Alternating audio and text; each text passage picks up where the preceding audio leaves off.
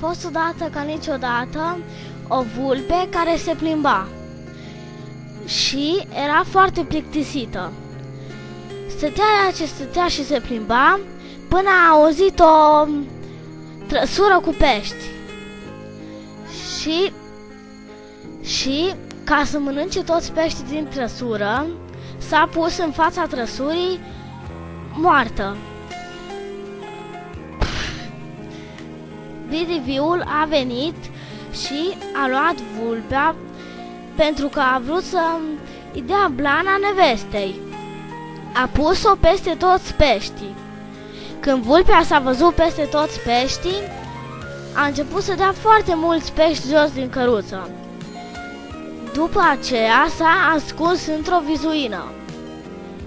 După un timp a venit ursul, iar ursul i-a cerut și ei câțiva pești, dar vulpea a răspuns că nu-i dă niciunul, să se ducă și ea să pescuiască, la fel cum a făcut și ea.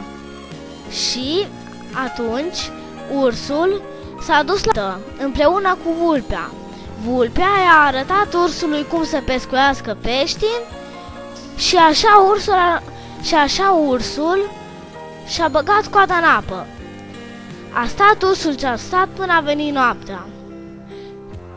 A venit iarna, a înghețat tot râul și atunci și coada i-a înghețat odată cu râul.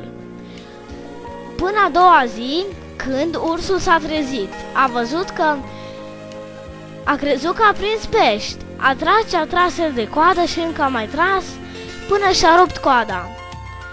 Atunci a fost foarte furios și s-a dus după vulpe.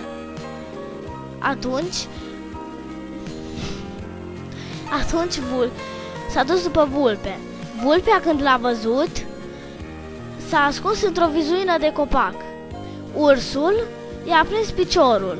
Atunci vulpea a strigat că nu i-a prins piciorul, că a prins o ramură de copac. Atunci ursul i-a lăsat piciorul în pace și chiar a prins o ramură de copac. Și așa a rămas ursul păcălit.